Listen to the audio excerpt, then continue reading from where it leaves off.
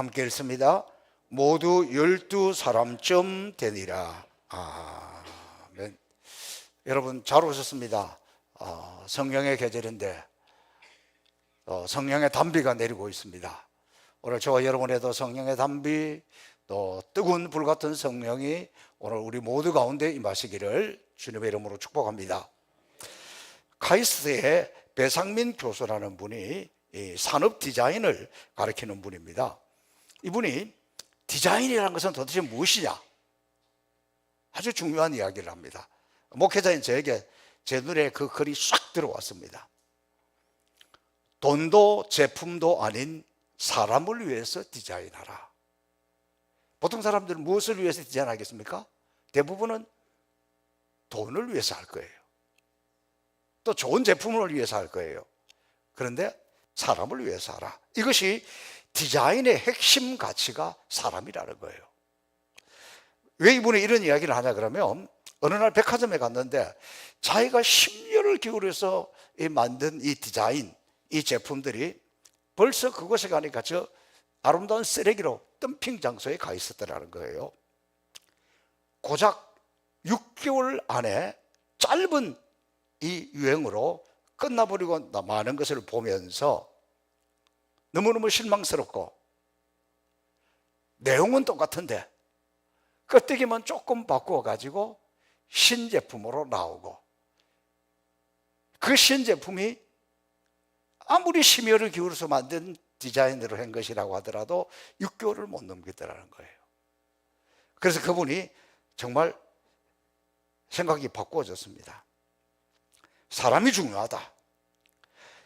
핵심 가치를 잘못 정하면 모든 것들은 6개월 지나면 쓰레기에 지나지 않는다, 그런 이야기를 합니다. 저는 그것을 들으면서 그리스도인의 핵심 가치가 무엇인가, 우리 삶의 핵심 가치는 무엇인가. 성령 없이 신앙생활을 한다면 껍데기에 지나지 않기 때문에 밤낮 피곤할 뿐입니다. 그래서 미국의 속담에는 성령 없이 집사가 되라, 성령 받지 말고 권세가 되라. 욕이에요, 욕. 성령 받지 않고 직분자가 되면, 어쩌면 오늘날 우리 한국 교회가 하나님의 핵심 가치가 아니라 사람이 핵심 가치가 되어서 사람의 가치를 따라가다 보니까 본질을 잃어버리고 헤매고 있는 것은 아닌가, 그런 생각이 듭니다. 저는 우리 성도들의 모습을 보면서 주님의 모습을 많이 봅니다. 우리 성도들이 너무 훌륭한 분들이 많아요. 5월달 들어서면서 아직 우리 식당에 밥도 안 하는데 한 달에 한 번씩 이렇게 하고, 우리 손희덕 장로님이 지난주에 우리가 봉헌한 대로 식탁, 보, 그 다음에 뭐 커튼 이런 걸 바꿨습니다. 아멘, 할렐루야죠.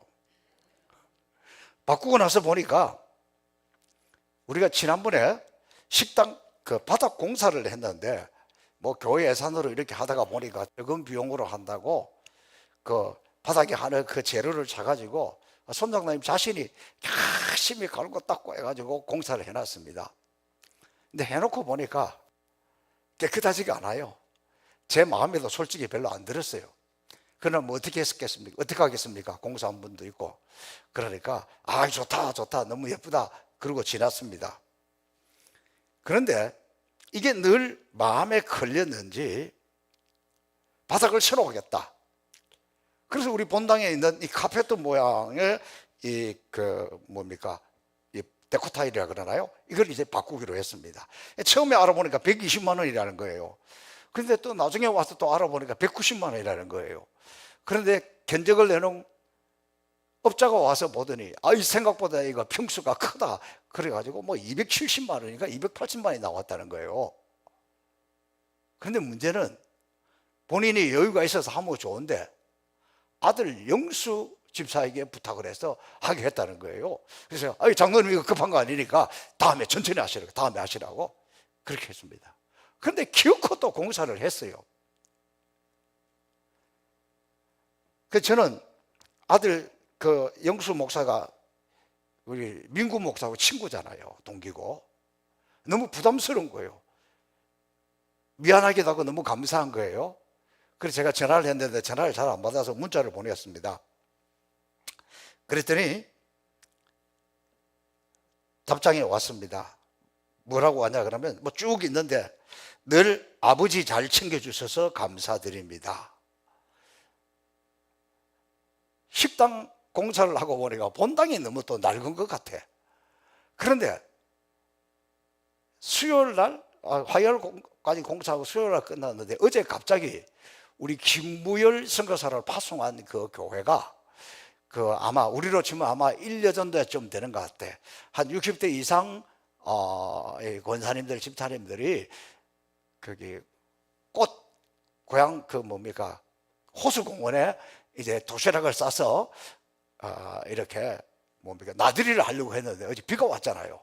급히 우리 교회에 와서 우리 교회 식당에서 첫 손님을 받았습니다.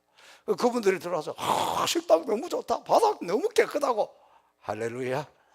자 해놓으니까 하나님도 그렇게 어제 처음에 그렇게 쓰시는 거예요. 저는 이런 모습을 보면서 늘 하나님 앞에 엎드려 와서 기도하고, 남들이 볼 때는 좀 유난스럽기도 해요. 매일 새벽에 막 일찍 와서 이어서 기도하다가 엎드려서 기도하다가 또 내려가서 그렇게 좀 별난 것처럼 보입니다. 그러나 그렇게 늘 하나님 앞에 엎드려서 기도하고, 또 교회 요즘 청소를 하잖아요. 토요일 되면 다 와서 위에 청소하고 아래 청소하고 이렇게 청소를 하고 돌아보니까 모든 가치 기준이 내가 사는 게 아니고, 내가 좋은 집에 살고 내가 좋은 바닥에서 사는 게 아니고 하나님이 가치 기준이고, 그 가치 기준이 하나님 아버지 집이 이런 것에 대해서 마음 아파하고 그래서 섬긴 것이지 않을까. 그러니까 오늘 우리가 세상에서 잘 사냐 못 사냐, 그리스도인의 가치는 하나님이냐 나냐, 세상이냐 하나님의 나라냐, 이런 것에서부터 시작되는 것을 볼 수 있습니다.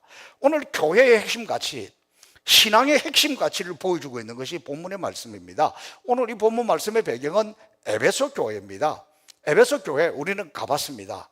지금 터키에 있는데 소아시아 7교회 중에서 가장 대표적인 교회이고 가장 발달한 도시였습니다.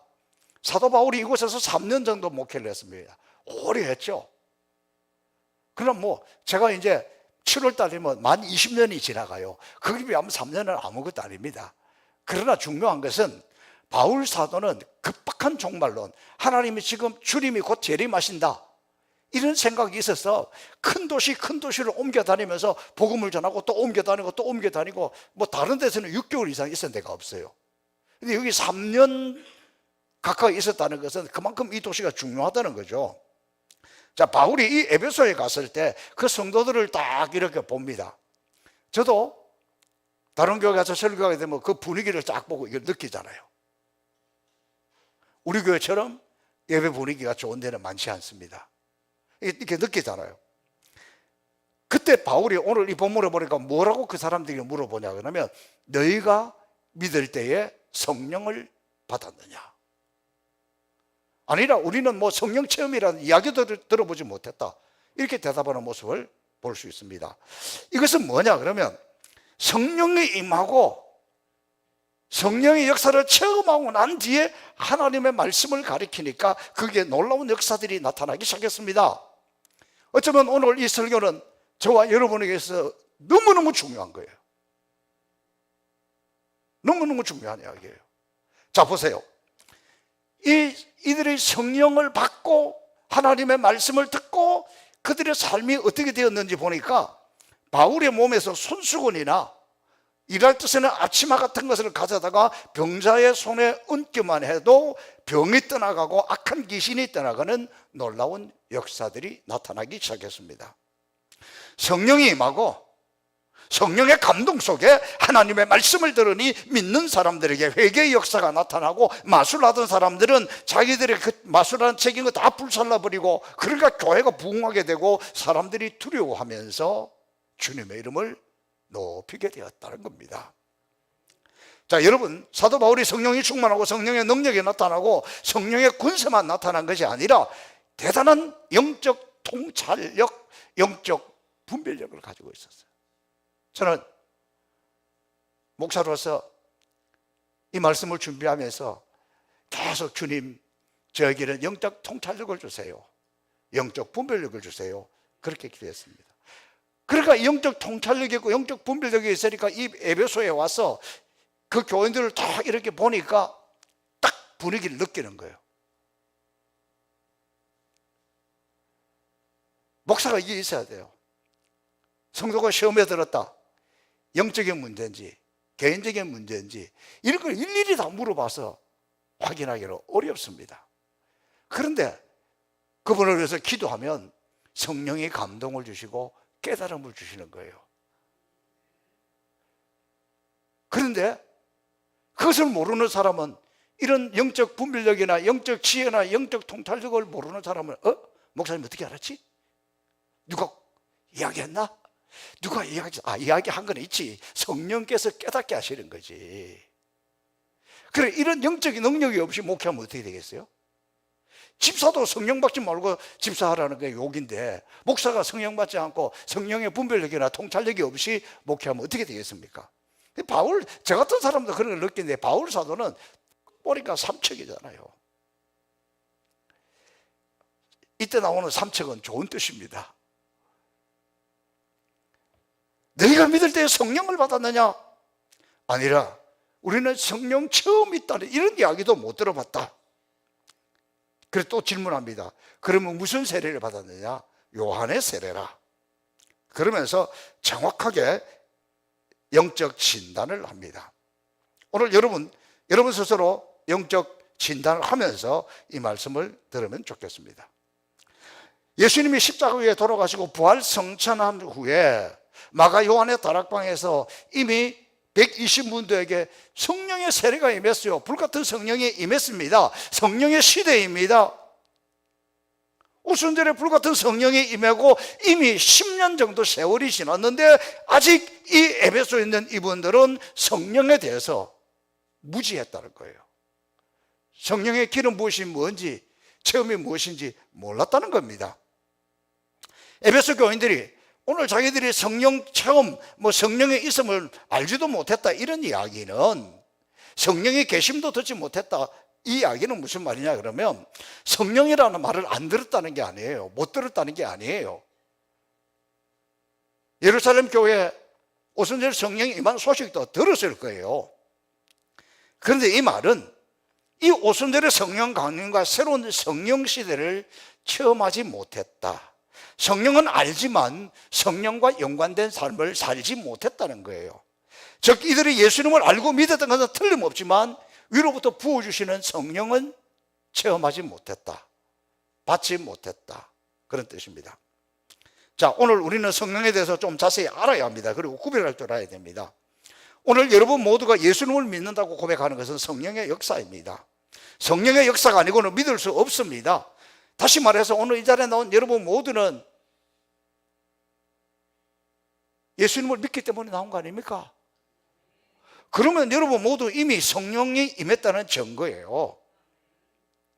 누구든지 성령을 통하지 않고는 예수님을 믿지 못합니다. 고린도전서 12장 3절 말씀에 성령으로 아니고는 누구든지 예수를 주시라 할 수 없느니라. 그러니까 이미 여러분에게 성령이 임한 것 틀림없습니다. 성령을 받지 않고는 그리스도인이 아닙니다. 로마서 8장 9절에 만일 너희 속에 하나님의 영이 거하시면 너희가 육신에 있지 아니하고 영에 있나니 누구든지 그리스도의 영이 없으면 그리스도의 사람이 아니니라. 그러니까 여러분 성령 받은 것에 대해서 의심하지 말고 믿으셔야 됩니다. 성령을 통하지 않고는 거듭날 수가 없습니다. 요한복음 3장 5절을 보니까 예수께서 대답하시되 진실로 진실로 너희에게로 오노니 사람이 물과 성령으로 거듭나지 아니하면 하나님 나라에 들어갈 수 없느니라. 여러분 천국 가는 거 확실히 믿으시죠? 성령의 역사입니다. 그러므로 나는 성령 받았나 안 받았나 헷갈리는 분, 헷갈릴 거 없어요. 이 성령을 받았습니다. 이것을 뭐라고 이야기하냐 그러면 내주하시는 성령님. 내주하시는 성령님, 시작. 그러니까 내주하시는 성령은 우리 모두에게 임했다. 여러분 의심 없이 믿으면 됩니다. 그러나 우리의 삶의 현장에서 성령님을 경험하는 것, 즉 성령의 역사, 성령의 능력, 성령의 기름 부으심을 받는 것하고는 다릅니다. 여러분에게 누군가 와서 당신이 성령을 받았느냐? 아멘! 나는 성령을 받았습니다. 내주하시는 성령님, 성령의 능력을 의지해서 성령이 나에게 임했기 때문에 내가 하나님 아버지를 아버지로 부르고 예수님을 내 주님이라고 부르고 성령을 찬양하는 것입니다. 그건 분명합니다. 그러나 능력으로 부어주시는 성령님, 이것은 체험하지 못했다는 거예요. 그 어떤 분은 나 헷갈립니다. 그냥 성령 내주하시는 이 성령만 받았는지 능력으로 부어주시는 성령의 기름 부으심 이걸 내가 체험했는지 헷갈립니다. 정답, 헷갈릴 수가 없습니다. 성령의 강력한 기름 부으심하면 성령의 능력이 내 속에 오기 때문에 내가 알아요. 나 헷갈리는데요, 기름 부으심 없는 거지. 내주하시는 성령은 받아서 예수님을 주로 믿었지만 성령의 능력은 받지 못한 거예요. 자, 헷갈립니까? 안 헷갈립니까? 첫 번째, 모두가 그 성령은 받았습니다. 두 번째, 위로부터 부어주시는 성령의 능력은 헷갈릴 필요가 없다. 모르겠으면 안 받은 거다. 그럼 어떻게 되냐? 받으려고 사모해야 한다는 거죠. 다시 말해서 우리가 성령 강령들을 지키는 것은 내주하시는 성령을 사모해서가 아니라 능력으로 부어주시는 그 성령을 사모하기 위해서 그렇게 나온 거예요. 그래서 제가 오늘 아침에 다 목욕제기하고 나오면서도 우리 집에 있는 넥타이 중에 제일 불타는 자꾸 나오네. 불타는 넥타이를 찾아서 오늘 그 사모하는 마음으로 제일 화려한 붉은색을 택해서 왔던 거예요. 자, 이게 헷갈리면 안 돼요. 성령을 받은 것은 틀림없습니다. 그러나 위로부터 부어주시는 성령의 능력은 받은 분이 있고 안 받은 분이 있는데 헷갈린 분은 안 받았다는 것을 알아야 합니다. 오늘날 우리 대부분의 성도들이 이 수준에 있는 거예요. 그러나 누가복음 11장 13절에 보니까 너희 천부께서 구하는 자에게 성령을 주시지 않겠느냐? 그러니까 구하여 주시는 성령, 부어주시는 성령의 능력을 받아야 한다는 거예요. 사도행전 10장의 고넬로 가정에는 이 내주하시는 성령과 위로부터 부어주시는 성령이 동시에 임했습니다. 그러나 지금은 대부분 따로 임합니다. 그래서 우리가 예수 믿고 구원받았다고 해서 주님은 우리에게 무조건 나가서 전도해라 그러지 않았어요. 성령이 임하여 너희가 권능을 받은 후에, 자 보세요, 성령이 임하여, 이건 내주하시는 성령이에요. 그 다음에 권능을 받고, 이것은 위로부터 부어주시는 성령이에요. 예수 믿고 구원받았다고 해서 나가서 막 전할 때 어려워요. 그래서 주님은 능력을 받고 나가라 그렇게 말씀한 겁니다. 저와 여러분은 오늘 어쩌다 교회 한번 나오신 분들이 아니라 죽을 때까지 평생 예수 믿어야 될 사람들입니다. 그렇다면 하나님 우리에 부어주시는 성령, 능력의 성령을 다 받아야 되지 않겠습니까? 미국의 갈보리 교회에서 목회하시는 척 스미스라는 유명한 분이 있는데 참 제가 이분에게 귀한 걸 배웠어요. 이 성령, 제가 앞에서 명료하게 좀 여러분에게 이렇게 설명을 했는데 이분이 더 세밀하게 잘 가르쳐놔요. 내가 그분 책을 통해서 보니까 성령을 설명할 때 헬라어 단어 3가지를 가지고 3단계로 설명을 해요. 첫 번째 단계는 성령의 사역 단계 첫 번째는 헬라어 파라라는 전치사를 쓰고 있어요. 파라라는 단어는 여러분이 들어보셨을 거예요. 교회를 철치 이렇게 이야기하면 여러 CCC 내비게이터 이런 선교단체들은 그것도 교회는 교회예요. 그럼 무슨 교회냐? 파라처치. 본질적 교회와 같이 하면서 교회를 돕는 역할을 하는 것. 그래서 파라처치 이렇게 이야기해요. 이 파라라는 말은 함께 하시는 성령을 체험하는 거예요. 요한복음 14장 16절에서 내가 아버지께 구하겠으니 그가 또 다른 보혜사를 너에게 주사 영원토록 너희와 함께 있게 하시리라. 보혜사, 이 보혜사가 파라클레토스라는 단어를 쓰고 있어요. 파라, 함께 하시는 성령이라는 겁니다. 보혜사 성령은 지금 우리와 함께 하시는 성령님입니다. 함께 하시는 성령이 우리에게 구체적으로 임하면 막연하게 성령으로 오늘 충만하거나 이게 아니에요.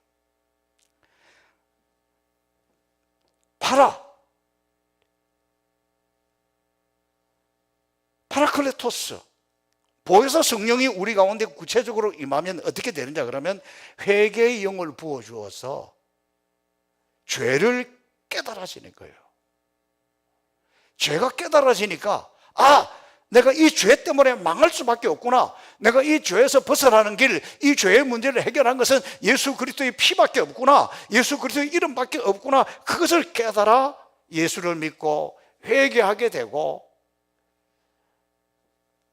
주님의 은혜 안에 거하게 됩니다. 그래서 우리는 깨닫는 것이 은혜다. 죄를 깨닫게 하고 회개하게 하는 영이 바로 파라클레토스. 보혜사 성령이 그냥 함께하는 게 아니라 그 보혜사 성령이 우리 가운데 오면 우리와 함께 있으면서 죄를 이렇게 깨닫게 해주는 것. 그러니까 성령의 역사가 아니고는 회개할 수 없습니다. 여러분, 회개하는 것 쉬운 것 같죠? 아니에요. 막 나와서 전부의 어접서서 손 들고 옵니다. 회개하고 싶은데 회개가 안 돼. 그 회개가 내가 회개하고 싶다고 되는 게 아니라니까. 파라 성령이 임하게 될 그때에 이 파라 성령이 내 속에 들어와서 죄가 생각나게 하고 죄를 깨닫게 하고 그래서 회개하게 되는 거죠. 성령의 첫 번째 임하실 때, 여러분 모든 기독교 성령의 역사가 임했을 때 첫 번째 일어나는 것은 회개하는 거예요. 막 떼굴떼굴 구르면서. 그래서 이 척 스미스 목사님이 능력의 세례가 임하는 첫 번째는 파라클레토스, 보혜사 성령이 오는데 막 회를 깨닫게 되고 죄를 깨닫게 되고 그래서 회개하게 되는 것, 그거라는 거예요. 그래야 주님께로 더 가까이 가게 되고 주님을 내 곁에 모시고 살아가게 된다는 거예요. 그러니까 여러분, 나는 막 예수 믿고 열심히 나름대로 기도하고 싶고 막 교회 부흥의 역사라든지 기독교 역사에 보면 뭐 평양 장대현 교회에서도 그런 역사가 있었고 뭐 그랬다 그러는데 나도 정말 좀 회개하고 이런 마음을 가졌어야 되는데 오늘 교회는 그런 게 없어졌어요. 이런 이야기를 싫어해요. 그래서 여러분, 정말 우리가 신앙생활하는 핵심 이 가치, 교회의 중요한 가치는 바로 이 성령이, 파라 성령이 우리 가운데 오셔서 죄를 깨닫고, 내가 죄인이라야 구주가 필요하지요. 예수님이 필요하지요. 내가 죄인인 것이 깨달아지지 않는데 무슨 회개가 되고 무슨 예수님이 그렇게 중요하겠어요.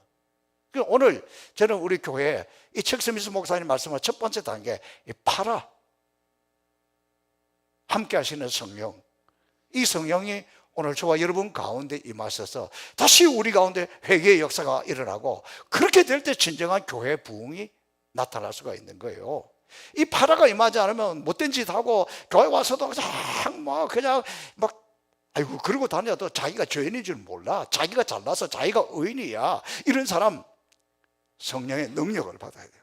그 첫 번째 성령의 능력의 단계가 파라라고 설명을 하고 있습니다. 두 번째 성령 이사의 단계가 뭐라 그러냐면, 이분은 N이라는 전치사를 쓰고 있습니다.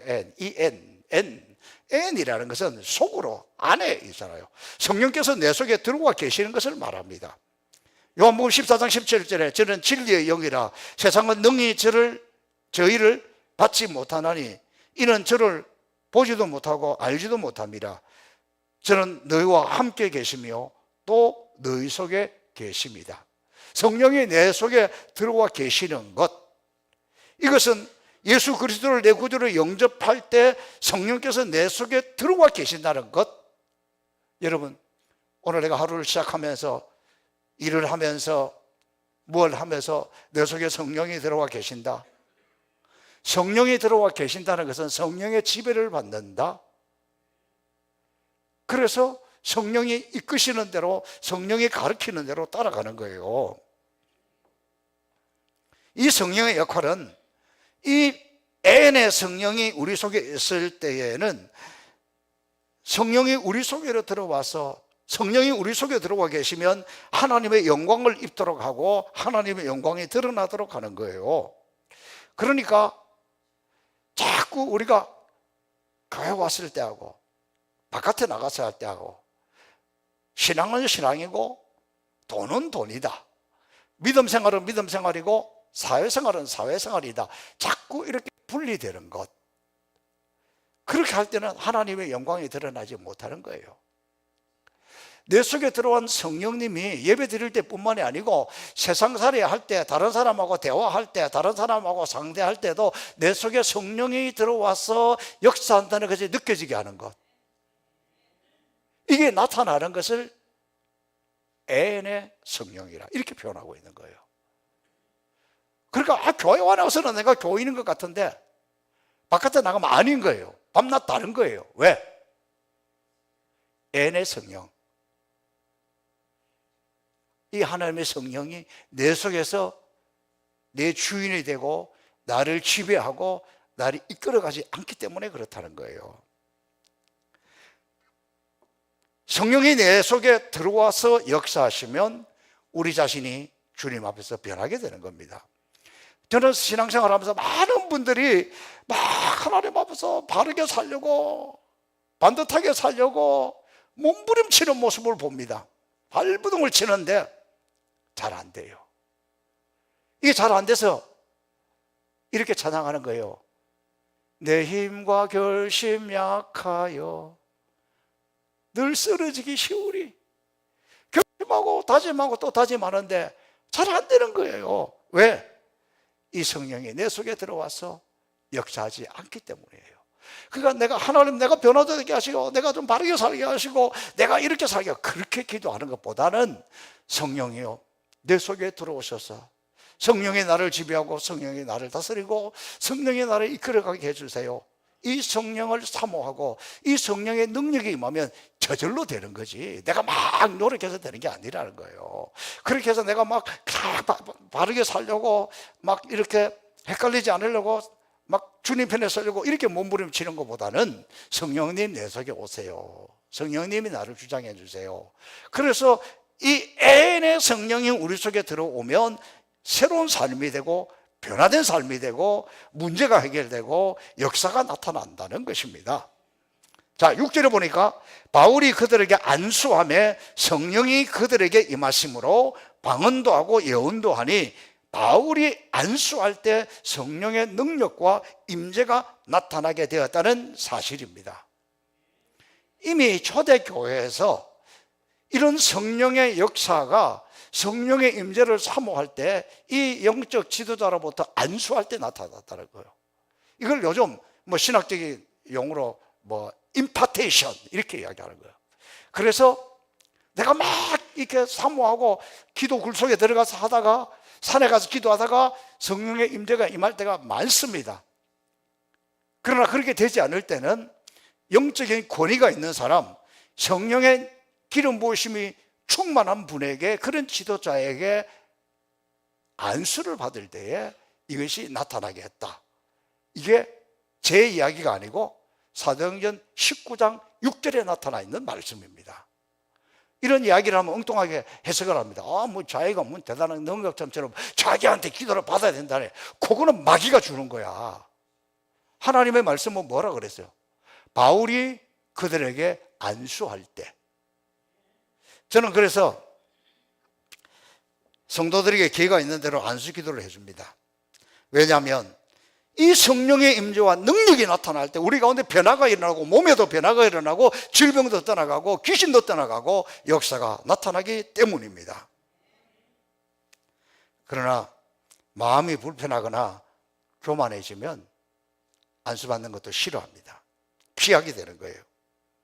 그러나 다시 한번 오늘 이 말씀 가슴에 깊이 새겨야 됩니다. 여러분, 우리 교회가 이렇게 평안한 것 중에 하나도, 그러니까 매월 1일 날 우리 특시할 때 보면 시키지 않아도 원로 장로님들부터 장로님들 이런 분들이 나와서 안수기도를 받아요. 그리고 그 성령의 임재를 체험해요. 그래서 교회가 편안한 거예요. 자, 파라와 N의 성령의 역사는, 이것은 우리는 주관적인 성령의 역사입니다. 내 속에 들어와서 다른 사람은 보는 게 아니에요. 객관적인 게 아니에요. 주관적이에요. 그리고 누가 뭐라 그래도 파라 N 성령의 역사가 내 속에 들어올 때는 우리가 알게 되는 거예요.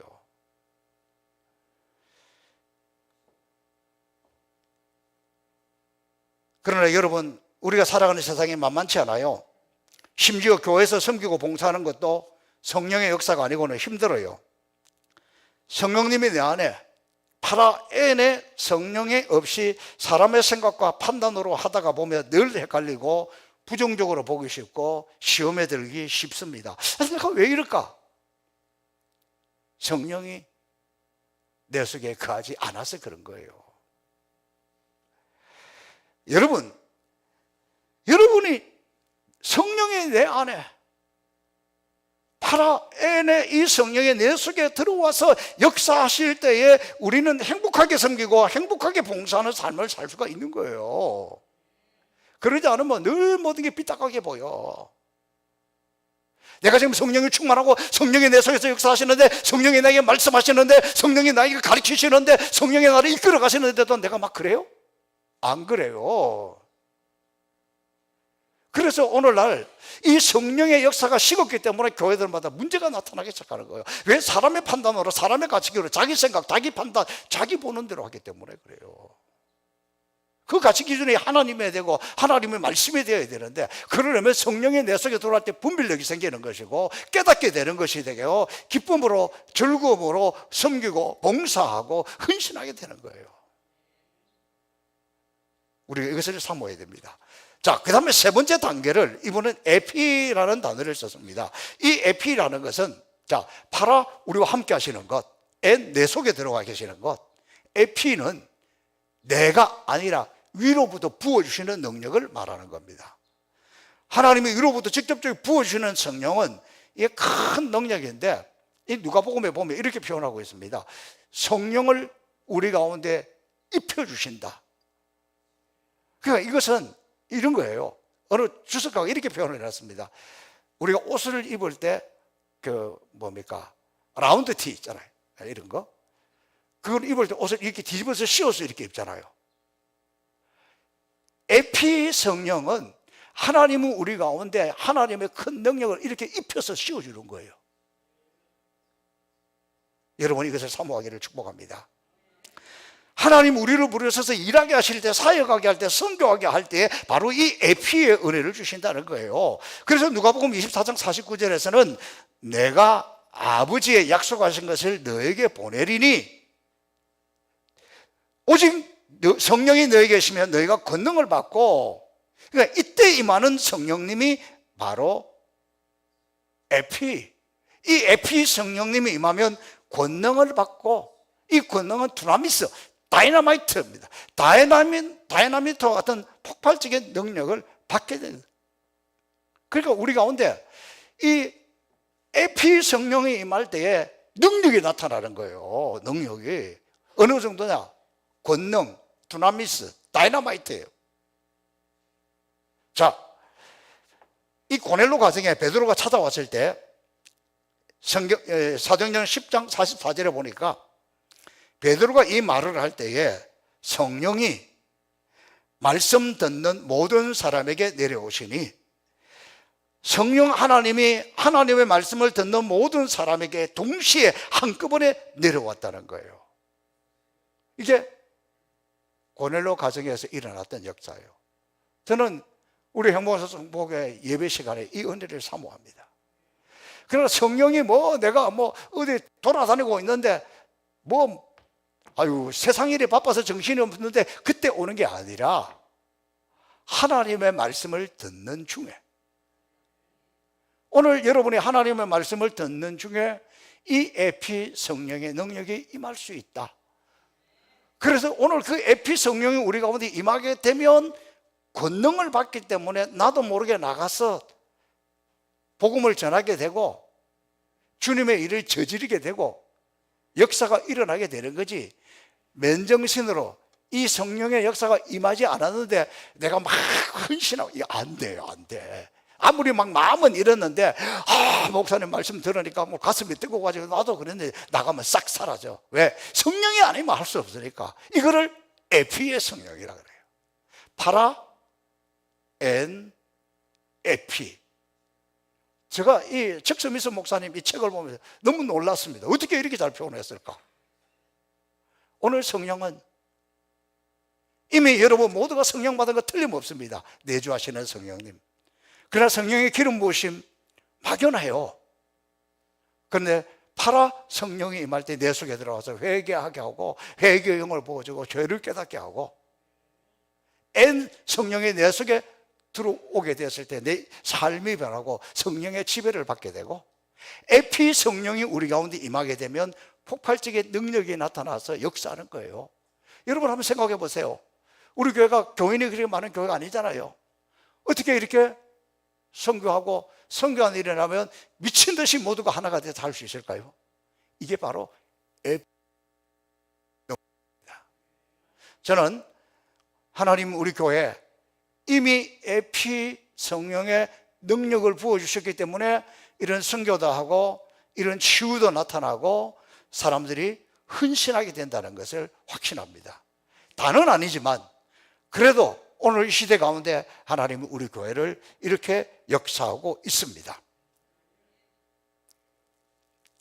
오늘 하나님 말씀을 듣는 사랑하는 성도 여러분, 오늘 성령의 폭발적인 이 능력 우리 모두가 사모하고 임하시기를 축복합니다.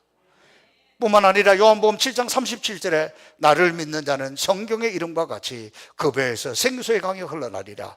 이 성령이 임하면 생수의 강이 흘러넘친다는 거예요. 그러니까 이 에피의 성령의 능력이 임하면 기쁨이 흘러넘치고 은혜가 넘치고 찬송이 넘치고 감사가 흘러넘쳐서 풍성한 삶을 누리게 되는데, 또한 이것의 이 에피 성령의 특징이 뭐냐 그러면 나 혼자만 은혜 받고 능력 받는 것이 아니라 흘러넘쳐서 다른 사람에게 흘러가고 풍성하게 된다.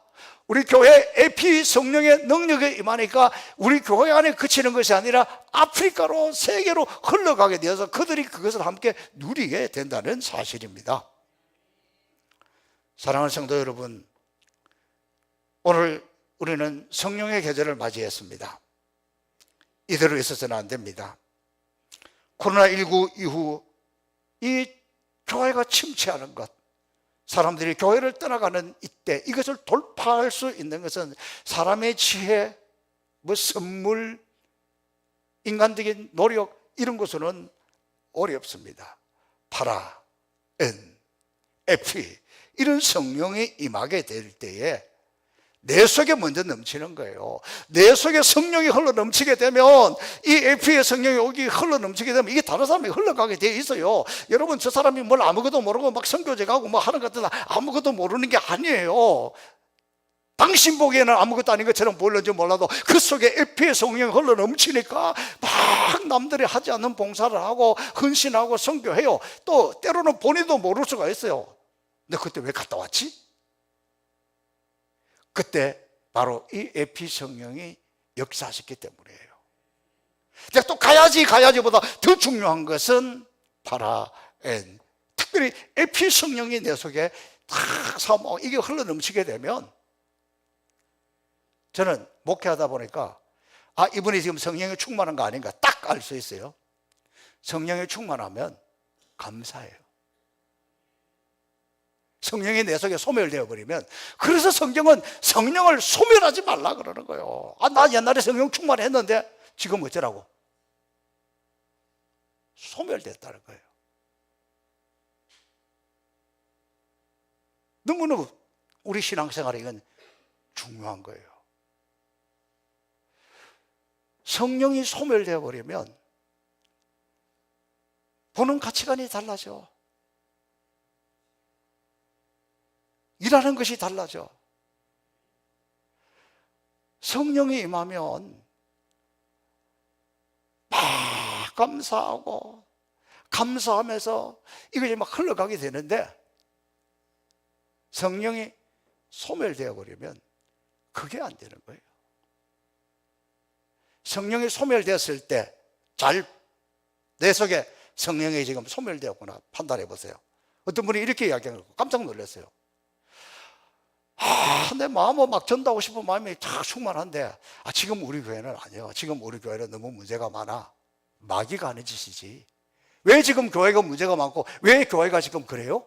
지가 그런 것이지 왜 교회가 그래요? 교회가 사랑이 없다나?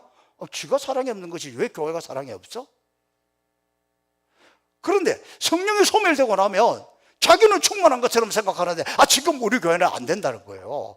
우리 교회 지금 누구 데려와도 지금 우리 그 새로운 사람을 감당할 수 있는 그게 안 된다는 거예요.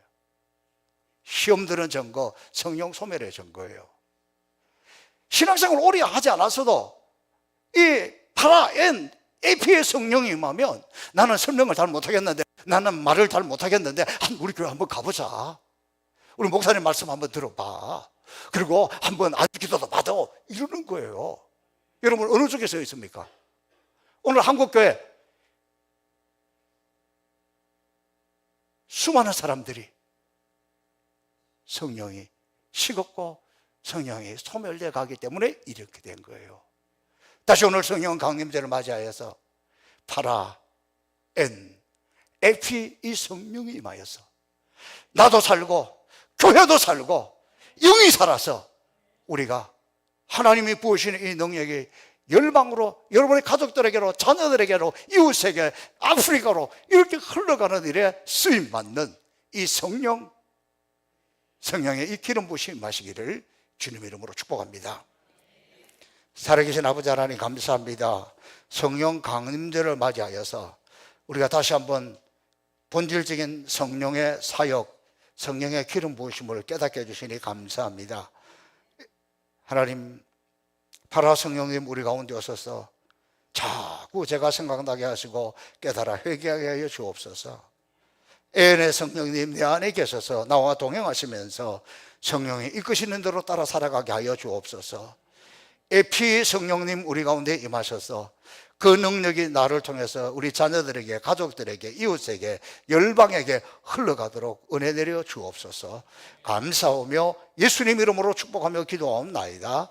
아멘.